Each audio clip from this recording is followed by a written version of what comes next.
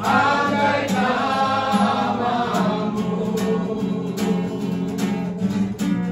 nama yang benar, Yesus namanya.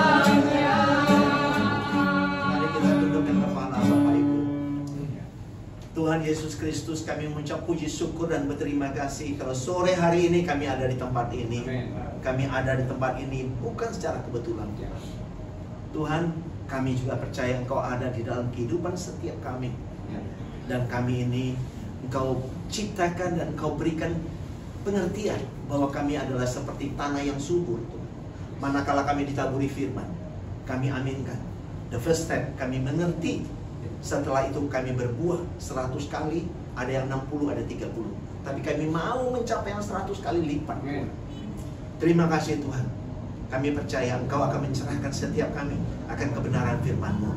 Dalam nama Tuhan Yesus, bagi kita yang siap mendengarkan kebenaran firman Tuhan, mari sama-sama kita katakan amin. Silakan dulu Bapak Ibu. Ya, pertama sekali tentu saya mengenalkan diri saya. Nama saya Paruntungan Girsang. Kalau nama Paruntungan Girsang pastinya bukan dari Solo Bapak Ibu. Bukan dari Solo. Tapi banyak orang berkata, Pak Niko, saya orang Manado Pak Niko. Saya bilang, betul saya Manado. Begitu nyebrang laut, jadi orang Batak. Jadi orang Batak. Jadi begitu, dan saya, ya betul, saya pensiunan dari TNI Angkatan Laut ya. Saya pensiun udah lama, cukup lama, 2014. Udah berapa tahun yang lalu ya. Sudah karatan lah pensiunnya gitu ya, tapi masih kelihatan muda. Masih gagah walaupun sudah pensiun. Usia udah almost 67 tahun, walaupun mungkin beliau masih lebih senior dari saya ya soal usia. Tapi saya mau katakan puji Tuhan, dan itu istri saya satu, ada satu cuma Pak, satu. Anak saya ada 3, perempuan, laki perempuan, dan 2 sudah nikah. Tinggal yang satu lagi, hope di next year atau apa gitu lah ya. Ya puji Tuhan lah, kita berdoa aja. Tuhan memberkatinya, dan sudah punya cucu 3 Pak. Ya, 3 cucu. Nah, saya ada di Christ Center Ministry. Ini Christ Center Ministry. Nah, kalau bicara Christ Center Ministry adalah kita fokus kepada Kristus itu. Nah, tadi cerita full gospel sebelum masuk kepada materi begini. Tadi juga ada kesaksian begini dan begini. Sebenarnya kalau saya mau jujur ini, Bapak-bapak sekalian, kita ini tidak boleh memandang orang itu berbeda-beda. Nggak boleh kita sekat-sekat, oh ini orang Batak, ini orang Hindu, orang Buddha, agamanya pun beda-beda. Sebenarnya nggak begitu. Karena Tuhan tuh nggak menciptakan agama. Walau ada buku yang bilang menciptakan agama, tapi Tuhan tidak menciptakan agama loh. Yang menciptakan agama itu sebetulnya manusia. Tuhan tidak menciptakan agama. Nah, ini yang perlu kita tangkap. Jadi gini, coba kalau kita mau gali ya nanti ya, Efesus 2 ayat 15 itu berkata, ini melanjutkan demos ini. Efesus 2 ayat 15 berkata, dengan matinya Kristus di kayu salib, ya, maka Dia telah membatalkan hukum Taurat dan semua ketentuan-ketentuannya untuk, nah ini yang penting nih, untuk, nah ini yang penting, menciptakan baik orang Yahudi maupun orang non-Yahudi menjadi satu manusia baru di dalam Kristus. Nah ini. Nah, kalau kita tanya, Yesus mati di kayu salib untuk siapa? Semua orang, bukan orang Kristen.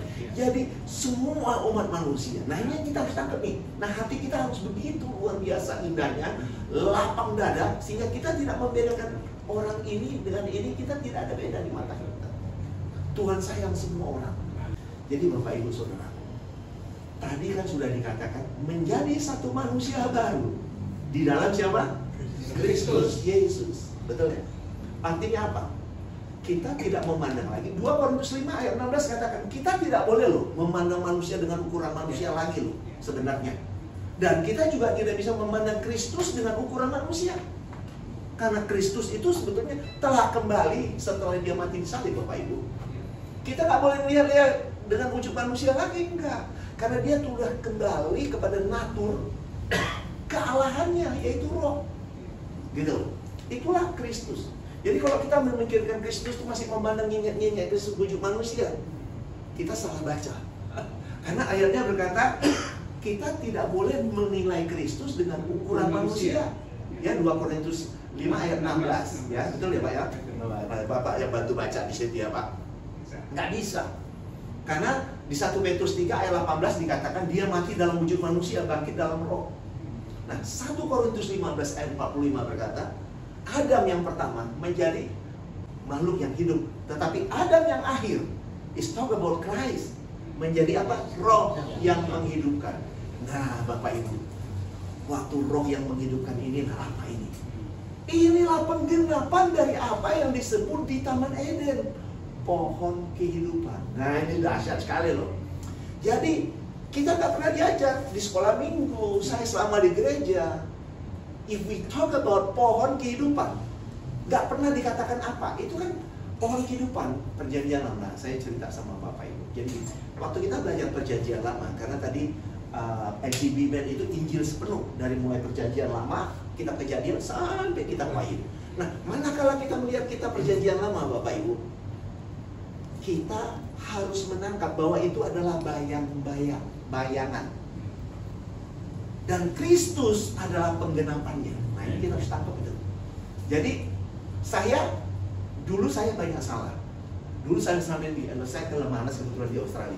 Waktu saya berdoa, Bapak, orang pasti bilang, waduh Pak Girsang doanya luar biasa, bagus banget. Di suatu pernikahan juga saya berdoa pakai doa perjanjian lama. Pasti orang bilang, waduh Pak Girsang doanya luar biasa. Karena saya sering mengutip Yeremia 29 ayat 11. Rancangan Allah adalah rancangan dari sejahtera, bukan rancangan kecelakaan. Untuk memberikan kepadamu hari depan yang penuh pengharapan.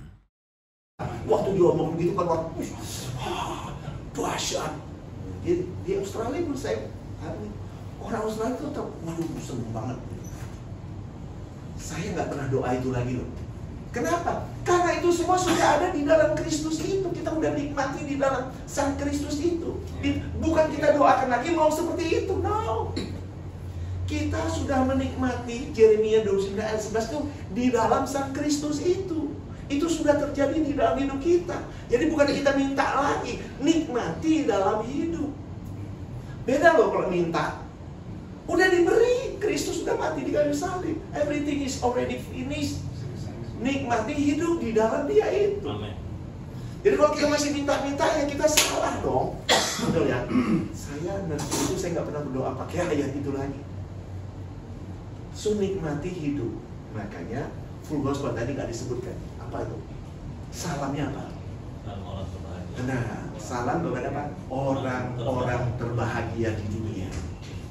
Ya, the happiest people on earth. Dahsyat kan? Dahsyat. Jadi kita ini dikatakan apa? Orang-orang terbahagia di dunia. Bapak Ibu, aminkan. Nah, kalau kita sudah mengaminkan hidup kita sebagai orang-orang terbahagia di dunia, maka jangan pernah takut kalau ada hamba Tuhan korbannya macam-macam. Jangan pernah takut. Mau cerita akhir zaman lah, mau cerita rapture, jangan takut. Saya mohon maaf ya, saya nggak mengajar doktrin di sini. Saya tidak menganut doktrin apapun kecuali doktrin Kristus Yesus yang tertulis di Alkitab. Benar, saya serius. Saya nggak terikat oleh doktrin apapun yang ada di dunia ini. Kecuali di kepala saya ini ada doktrin Yesus Kristus yang tertulis di Alkitab dari perjanjian lama sampai perjanjian baru. Itu yang saya pegang. Saya nggak pernah pegang itu, ini, enggak. So, mari kita back to the Bible. Bagi saya itu, let us back to the Bible. Kemurnian Alkitab. Ini harus kita pegang. Supaya hidup kita itu tadi menjadi orang terbahagia di dunia. Sehingga ada di dalam hati pikiran kita ini ketakutan apapun. Nah Bapak Ibu, saya menangkap kebenaran ini baru 7 tahun, 8 tahun terakhir. Dulu saya ketakutan juga Bapak Ibu. Anak muda saya dulu pernah datang. Dia datang saya, Pak, aku mau bertanya Pak. Tanya apa? Itu anak laki-laki saya tanya. Tanya apa nak? Itu Pak, aku mendengar khotbah dari pendeta tentang apa nak? Akhir zaman. Emangnya kenapa nak? menakutkan. Nah, coba bayangkan. Bapak bisa bayangkan nggak, Bapak Ibu? Kalau anak-anak kita sudah takut. Jujur, Bapak Ibu pernah mengikuti seminar akhir zaman? Menakutkan apa? Happiness. Oh yes! Bener itu? Yes! Hore, hore! Wes! Enggak kan? Pasti ada timbul kegelisahan. No, jangan. Tidak ada kata nanti saya singgung. Tidak ada ketakutan apapun. Hidup ini benar-benar bahagia. Saya waktu nangkep ini bersama istri saya sering bilang, mari Ma, dalam hidup di hari tua kita bahagia, happiness. Dan saya menikmati bersama istri saya. Gimana Ma? Benar nggak?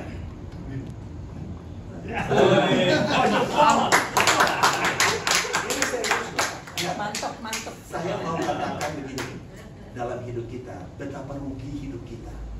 Kalau kita ditimbulkan oleh masalah, firman diceritakan, terus terjadi pergumulan pikiran kita, hidup kita tidak tentram. Itu salah. No. Injil Kristus Bapak itu adalah apa? Kabar baik. Amin. Kabar keselamatan, kabar sukacita. Jadi kalau ada mendengar yang nakuti, mohon maaf, itu bukan Injil Kristus yang murni. Kalau udah ada yang nakuti, itu namanya Injil Kristus campuran.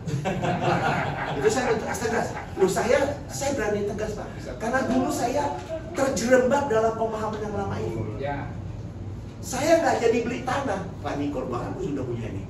Ya, saya nggak jadi beli tanah gara-gara akhir zaman Pak. Iya, saya Lernan tahun 84 Pak, 84, 87, 86, gaji saya kan kecil Pak.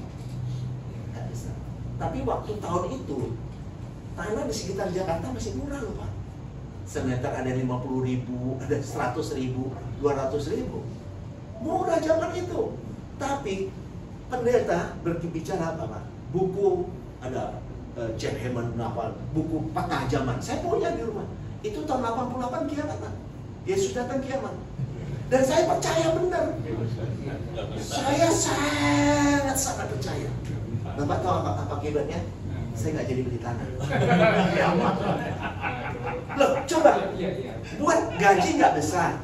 Mau beli tanah kan buat apa? Tahun 88 kiamat. Iya, pakai uangnya. Sekarang ada penyesal nggak? Ya nyesal lah. Gara-gara gua percaya sama Pak Pendeta.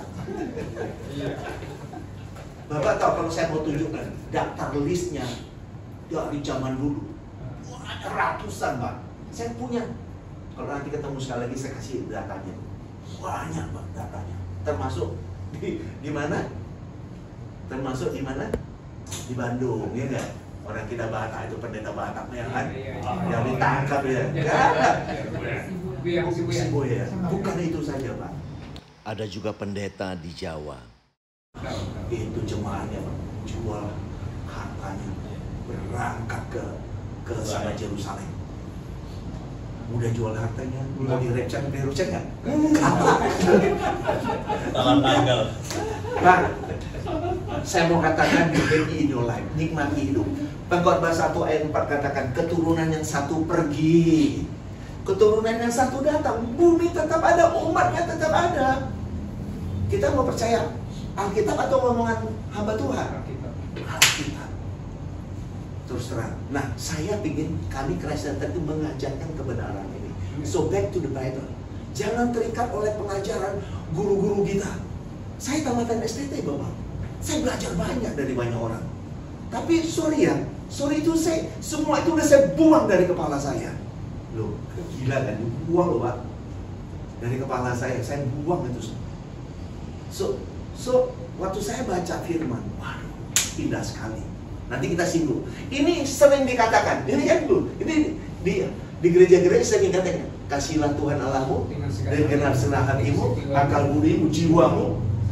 Itu hukum yang kedua yang sama dengan itu, seperti dirimu. Nah, pada kedua hukum itulah terikat apa? Hukum Taurat dan kitab Al-Quran. So pertanyaannya, siapa yang bisa melakukan? Tak seorang kecuali Yesus Kristus. Makanya kalau kita berkata, oh kita mau sama seperti Kristus, Benar nggak? Nanti saya cerita. Banyak slogan berkata, pendeta sering ngomong, kita harus sama seperti Kristus. Kira-kira ini benar apa salah? Bisa benar, bisa salah. Nah gini. Adam dan Hawa jatuh dalam berdosa karena apa? Karena ingin sama seperti Allah. Kalau aku makan buah itu, kalau engkau makan buah itu, engkau akan sama seperti Allah, mengetahui apa yang baik dan yang jahat. Benar kan? Jadi kalau sekarang kita ngajarkan jemaat kita ingin sama seperti Kristus, dan itu tidak mungkin, Bapak. Itu pendeta asal ngomong aja di depan. Pak pendeta bisa nggak melakukannya? Nggak bisa. So kalau nggak bisa jangan ajarkan begitu. Jangan gini loh. Jangan kita kalau bicara di mimbar, kita tuh mau kelihatan hebat, padahal kita pun nggak bisa melakukannya. Saya mau katakan, ya, ini kasihilah semua manusia, hanya Yesus yang bisa lakukan. Karena Kristus itu datang ke bumi untuk menggenapkan hukum Taurat dalam kehidupannya. Maka dia melakukan seluruh hukum Taurat tak bercacat celah. Semuanya genap dia lakukan. Nah manusia tak perlu lagi mau melakukan itu. Nah yang kita lakukan adalah hiduplah di dalam dia. Nah ini yang perlu kita tangkap. Christ in you. Coba Pak baca Pak. Tapi coba bahasanya jangan yang TB ya Pak ya. Kalau bisa baca Kolose 1 ayat 27 Pak. Yang bahasa Indonesia sehari-hari atau yang lainnya. Kolose 1 ayat 27 ya Pak ya. Ya.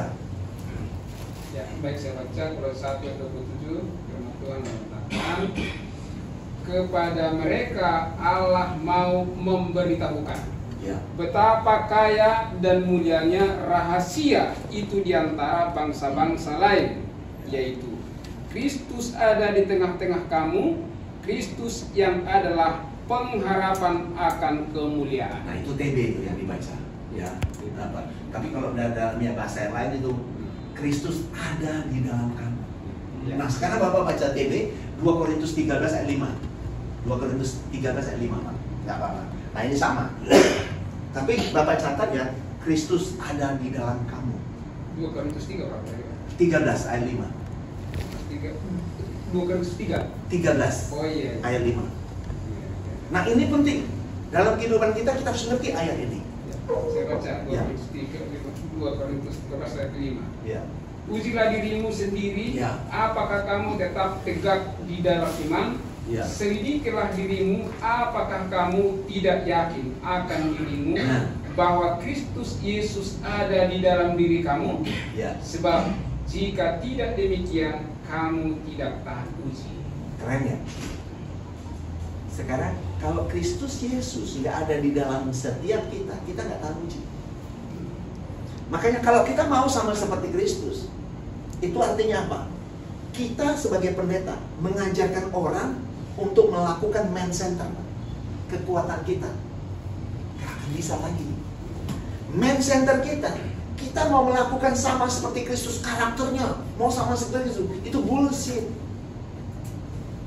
Hamba Tuhan ngomong itu bullshit, nggak bisa Bapak Ibu. Nggak mungkin bisa saudara melakukan ingin sama seperti Kristus. Nggak mungkin. Kita sudah dipilih sebelum dunia ada. Efesus 1:4 berkata begitu. Kita ini sudah dipilih sebelum dunia ada. Untuk apa? Kita diciptakan di dalam Kristus itu. Dipilih di dalam Kristus oleh Allah. Untuk apa? Menjadi kudus tak bercacat. Jadi kudus tak bercacat bukan usaha saudara dan saya. Pekerjaan Tuhan. Itu semua karya Kristus, karya Tuhan. Jadi kita ini bukan karena kita hebat, kita menjadi kudus, kita menjadi hebat. No, at all. No. Kita menjadi kudus, tak bercacat itu karena karya salib, Amin. karya Kristus. Efesus 2 ayat 8 katakan, engkau apa? Apa namanya? Karena kasih karunia, engkau diselamatkan oleh apa? Iman. Nah pertanyaan, iman itu apa sih Pak? Banyak orang iman bilang kekuatan kita. No. Iman is talk about Christ itself. Gitu loh. Iman itu berbicara Kristus. Coba kalau bilang, karena kasih karunia kamu diselamatkan oleh iman. Iman siapa? Oh iman saya. No, bukan. Jadi, karena kasih karunia engkau diselamatkan oleh Kristus. Iman is talk about Kristus. Gitu loh. Nanti kalau Bapak baca di Galatia 3 ayat 24 sampai 27, 22 sampai 27 jelas. Jadi gini, orang Yahudi gini, sebelum iman itu datang, ya, mereka dipimpin oleh hukum Taurat sampai iman itu datang. Nah, setelah iman itu datang, yaitu Kristus datang, maka mereka tidak hidup dipimpin oleh hukum Taurat lagi. Jadi iman is talk about Christ itself gitu. Jadi kalau bilang, oh iman saya lebih tinggi dari iman Pak Abraham, itu bohong, nggak bisa. Itu namanya usaha. Kalau usaha berarti kita udah nabrak semua ayat. Keselamatan bukan usaha saudara dan saya, nggak ada. Itu pemberian. So kita mau buka hati terima atau tidak itu saja. So pelayanan kita, penginjilan kita, pelayanan kita adalah cuma apa? Mengingatkan. To remind someone akan apa? Akan besarnya kasih Tuhan kepada dunia ini, kepada setiap makhluk, setiap manusia, bahwa dosamu, saudaraku, temanku, sudah selesai. Aku mau tanya, jujur, Bapak Ibu, ada yang masih mengaku dosa tiap hari Minggu? Tuhan ampuni dosa saya nggak lagi. Dulu iya. Dulu saya setiap minggu pasti mengaku dosa. Tapi sejak 7-8 tahun terakhir saya nggak pernah mengaku dosa. Kenapa? Wah, kalau saya bilang saya orang berdosa, saya mengkhianati karya salib. Karena karya salib begitu agung. Kalau saya bilang saya orang berdosa, saya mengkhianati karya salib. Nah, waktu saya menghidupi, saya orang benar, orang kudus, hidup saya tambah benar, jadi benar, gitu. Tapi kalau saya bilang saya orang berdosa, saya masih bisa jatuh-jatuh loh. Tapi manakala saya klaim, yes, aku orang benar, aku orang kudus. Karena Ibrani 10 ayat 10 katakan, oleh karena rahmatnya, oleh karena kehendaknya, kita dikuduskan satu kali untuk selama-lamanya. So, amin kan, pegang hidup itu. Jadi kalau kita bilang kita orang berdosa, kita yang ngomong, maka kita akan jatuh. Nah, kalau Kristus nggak ada di dalam kita, kita tidak tahu kunci. Ini dahsyat sekali. Waktu saya nangkap kebenaran ini, hidup saya itu berubah, absolutely berubah total gitu. Hidup ini menjadi begitu indah, seakan-akan ingin hidup 1000 tahun lagi. Wah, benar ini serius. Serius. Jadi saya pada kesempatan ini kita sama ini santai aja ya. Kita santai ya. Be friendly, santai, ya usah menegangkan. Kalau mau tanya pun boleh juga. Ya, saya dengan senang hati. Jangan lupa saudaraku, ikuti video selanjutnya. See you.